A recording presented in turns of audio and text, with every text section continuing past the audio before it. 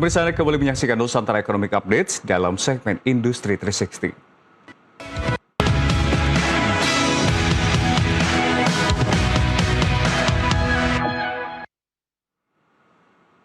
Pemirsa, para pedagang tempe goreng di Kota Bandung, Jawa Barat harus memutar otak agar tetap bertahan pasca kenaikan harga minyak goreng curah dan plastik. Selain itu, para pelaku UMKM juga terpaksa menurunkan jumlah produksi akibat melemahnya daya beli masyarakat. Kenaikan harga plastik yang terjadi lebih dahulu kini disusul oleh melonjaknya harga minyak goreng curah. Kondisi ini membuat para pedagang tempe goreng di kawasan Kosambi, Bandung kelimpungan. Pasalnya sejumlah bahan baku utama seperti kacang kedelai, minyak goreng, dan plastik mengalami kenaikan secara bersamaan. Hal tersebut mendorong biaya produksi terus meningkat. Akibatnya sejumlah pelaku usaha terpaksa menaikkan harga jual. Tempe goreng yang sebelumnya dijual sekitar Rp60.000 per kilogram, kini menjadi Rp70.000 per kilogramnya. Meski demikian, tidak semua pedagang mengambil langkah serupa. Sebagian masih memilih mempertahankan harga lama demi menjaga pelanggan. Salah satunya Sandi, pedagang tempe goreng yang lebih memilih menekan keuntungan daripada kehilangan pembeli. Ia terpaksa mengurangi produksi dari 100 kg menjadi 50 kg per hari. Bahan baku pada naik, plastik, minyak pada naik. Naikin harga kita susah. Kalau nyetok masih lumayan banyak. Biasanya kita per hari paling kena 100 kiloan tempe. Tapi untuk saat ini gimana? Saat ini paling kena 50. Berarti berkurang 50% ya. Dampaknya kan? Dampaknya. Untuk harga jual sendiri ada gimana? Harga biasa. Harga biasa ya. Masih biasa. Masih biasa. 60 per kilo harga tempe ya. Kalau di depan udah pada naik. Di depan udah pada 70, 80 sekarang. Kalau kita di sini masih 60 sekilo. Para pedagang berharap pemerintah dapat segera menstabilkan harga minyak goreng, plastik, dan kacang kedelai di pasaran. Hal ini agar UMKM tetap bisa bertahan di tengah melemahnya daya beli masyarakat. Dari Bandung, Jawa Barat, Dedan Syahputra, jurnalis NTV melaporkan. Ya, pemirsa, yang kita lihat tadi ini menunjukkan bahwa dampak konflik global sudah terasa langsung bahkan sampai ke pelaku usaha kecil seperti perajin tempe, di mana ada kenaikan harga kedelai yang impor, lalu juga terkait dengan plastik yang meningkat, dan mereka harus beradaptasi agar tetap bertahan. Artinya gejolak global ini bukan lagi isu jauh, tapi sudah menyentuh ekonomi sehari-hari masyarakat. Di tengah tekanan global yang tinggi, konflik Timur Tengah, kenaikan energi hingga harga pangan dunia yang naik, seberapa besar resiko rambatan ke harga pangan domestik kita? Untuk itu kita sudah bersama dengan narasumber pilihan, Bapak Igusti Ketut Astawa, Deputi Bidang Ketersediaan dan Stabilisasi Pangan Bappenas. Selamat pagi, Pak Ketut. Selamat pagi, Mas Rian. Sehat selalu. Terima kasih sudah bergabung bersama kami. Ya. Kalau kita melihat, Pak, ini kan sejumlah pemberitaan saat ini eskalasi Timur Tengah membuat kekhawatiran terkait dengan stok dari pangan Indonesia seperti apa, harga-harganya juga seperti apa, karena ini akan berdampak juga terhadap usaha-usaha masyarakat khususnya menengah ke bawah. Tanggapan Anda seperti apa terkait dengan proyeksi dari Bappenas sendiri? Baik, terima kasih Mas Rian. Saya ingin menyampaikan prinsipnya dulu bahwa negara kita ini dominan didukung oleh pasokan dalam negeri. Oke. Artinya itu yang kita pegang dulu, bahwa kita dominan adalah pasokan dalam negeri. Beberapa memang kita pasokannya dari luar negeri. Yang pertama yang dari luar negeri adalah kedelai, yang kedua gandum, dan sebagian kecil gula konsumsi. Nah, sementara gula konsumsi pun tahun ini kita tidak impor. Artinya dominan sudah di dalam negeri. Nah, ini membuat kekuatan ketahanan pangan kita, ketersediaannya juga bagus sebenarnya. Namun demikian, dengan gejolak tadi, memang ada beberapa sedikit mengalami kenaikan.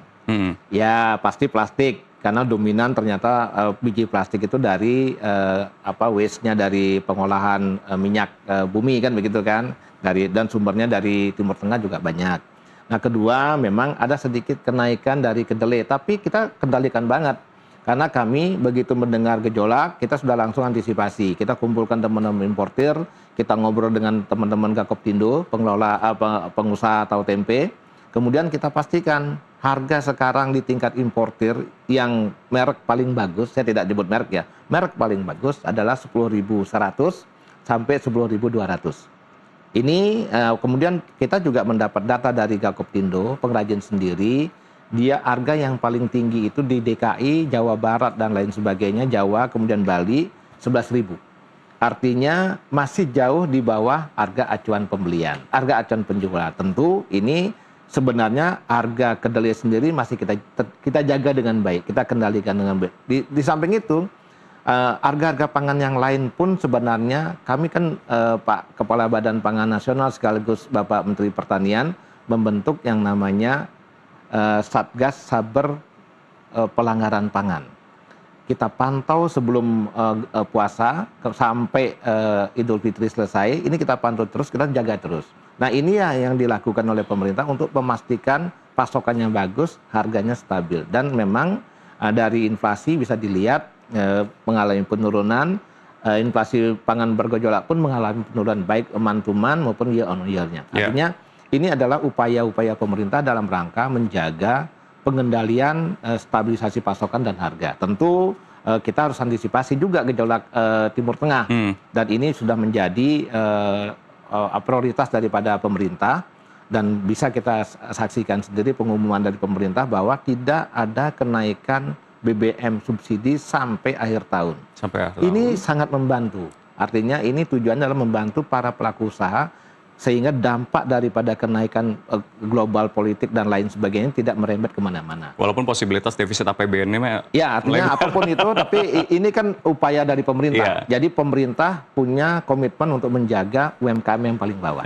Kan begitu kan? Pertanyaan saya ini sebetulnya Pak, sebenarnya saya ingin nahan-nahan, tapi saya pengen gamblangkan saya di awal, pangan kita ini terancam bukan hanya soal kondisi eskalasi Timur Tengah, namun juga El Nino.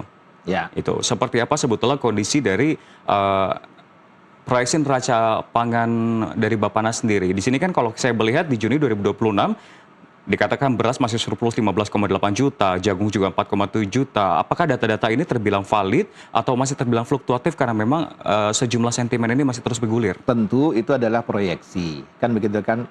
Saya sudah membahas beberapa kali tentang El Nino Godzilla. Semua itu adalah prediksi. Awalnya katanya April sudah mulai, tapi kan memang ini kita ngalamin hujan terus nih. Artinya ada fluktuasi, ada ketidakstabilan cuaca. Itu kita harus akui.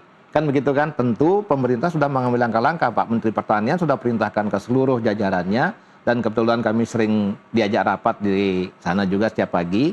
Karena kebetulan beliau adalah Kepala Badan Pangan Nasional juga, tentu kita dilibatkan mendengar dan secara aktif juga di situ. Jelas beliau sudah perintahkan satu yang poin pertama, bagaimana luas tambah tanam harus diperkuat. Yang kedua penyebaran benih unggul. Yang ketiga adalah irigasinya. Yang keempat adalah pupuknya. Ini harus gerak terus dan ini sedang bergerak terus. Artinya ada tidak ada El Nino, ini program yang harus dikembangkan dan itu memang prinsip daripada Kementerian Pertanian. Ada tidak ada El Nino, programnya harus berjalan terus. Karena apa? Tujuan kita adalah subsidi. Mohon maaf, tujuan kita adalah swasembada. Nah, tentu ini geraknya harus bergerak terus. Jadi jangan sampai gara-gara El Nino baru ada program. Tidak, program ini berjalan terus tanpa ada El Nino pun programnya berjalan. Karena arahnya adalah bagaimana kita mencapai kemandirian pangan. Nah, tentu saya ingin juga menyampaikan proyeksi tersebut dapat dipertanggungjawabkan. Karena itu adalah data-data yang diberikan dari BPS. Ada carryover stok, kalau beras memang sangat bagus, sangat banyak. Jagung juga begitu. Ya, beras ini tahun lalu saja kita punya carryover stok hampir 12 juta ton. Kemudian sekarang ini kita punya stok di Bulog itu hampir 4,7 juta ton.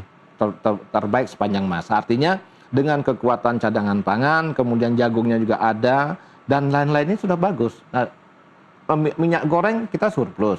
Daging ayam kita produksinya surplus. Kemudian artinya yang lain juga telur juga surplus. Artinya ini membuat pertama adalah kita harus yakinkan stok kita sangat-sangat bagus. Nah tentu kita sekarang mengendalikan harganya.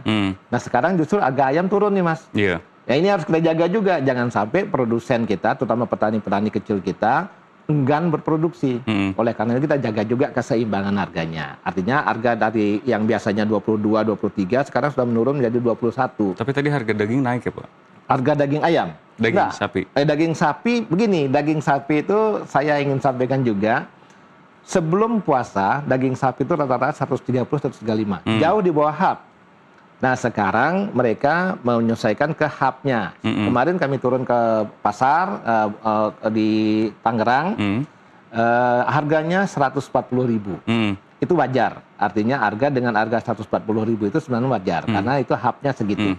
Kemudian di bawahnya ada Artinya range harga itu 130, 135 sampai 140 ribu. Memang kalau dibilang naik, pasti naik. Dia memang mengalami sedikit kenaikan penyesuaian harga.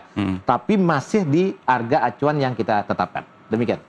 Lalu Pak, kalau kita melihat ini kan Bapak dan juga Bapak Nas mengatakan bahwa saat ini status dari pangan atau beras kita ini kan swasembada plus. Seberapa besar status ini terhadap proteksi dari kondisi beras kita terhadap eskalasi Timur Tengah nih Pak? Maksudnya apakah benar-benar menjadi suatu garansi bagi kita untuk nggak usah takut soal kenaikan harga dan juga stok pangan? Tapi jangan dijawab dulu Pak, karena kita akan jawabnya usai jeda. Pemirsa tetaplah bersama kami karena Nusantara Economic Update akan segera kembali.